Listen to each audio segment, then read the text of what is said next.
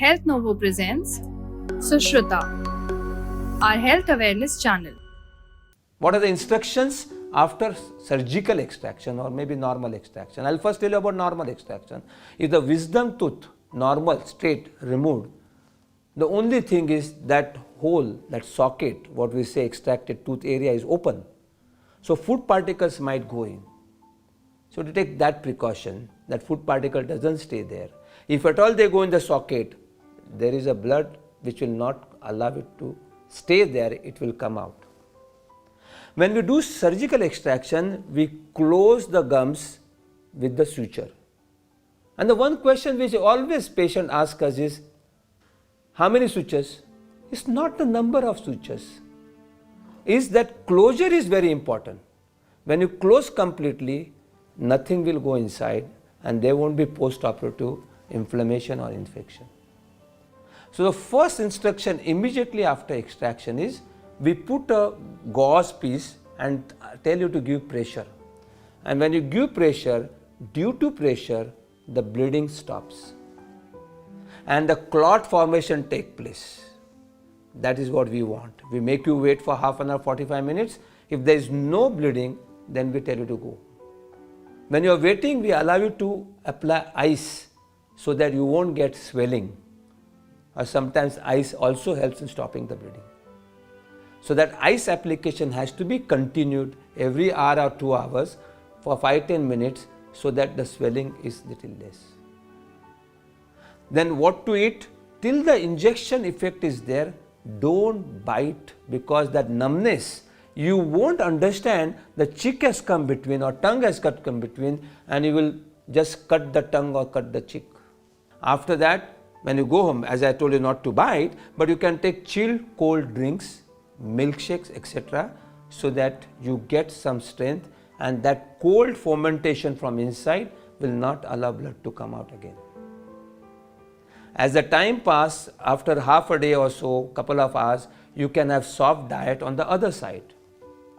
But if you are removed on both the sides, then only have chilled drinks or milkshakes, etc. And then when you are removed on one side, evening you can chew little bit soft, very soft diet. But after eating, don't rinse your mouth. No, that will break the clot and bleeding will start. So when you do on the first day, there is no gargling, no rinsing vigorously. You take the water, keep it in your mouth and just leave the water down. Don't force it out. The force of the water can cause bleeding. Don't drink your chilled drinks with a straw, because when you suck it, you might disturb the clot and the bleeding might start again. So have chilled drinks for the first day, soft diet, not and room temperature, not hot, not spicy. Sometimes spicy can affect the incision area. Second day when you wake up, you might find little swelling. But that swelling is not due to problem here. When you lie down, there is more circulation towards the head. When you lie down, there is more circulation towards the head, and that circulation gives that swelling. As the day passes, 1-2 hours, the swelling will go down. So don't get worried that too much of swelling as you wake up. There could be oozing, there could be blood on the pillow also sometimes, but that blood is this much saliva. Don't get worried that it's only blood. Of course, we give you medicines before the extraction also, and continue those medicines after extraction. Medicines depends on the dentist and you, what suits you well, only your doctor knows.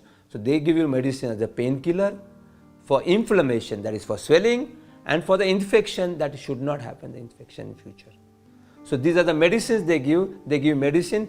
Please complete the course. Don't stop in between. If you want to do any stoppage, ask the dentist. You don't have to brush that area. In fact, that day avoid brushing, but you can use mouthwash just to keep in mouth and just rinse it. Use your finger to clean your teeth on that night.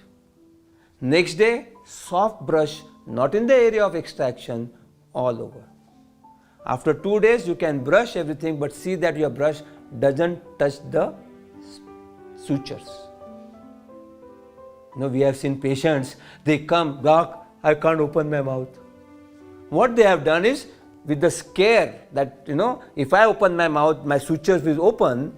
They don't open their mouth, and there is a trismus, that is muscle becomes spasm, you can't open your mouth. So from the extraction onwards, do a little bit of exercise. Don't try to open too much, but don't try to close also. Speak with closing your mouth.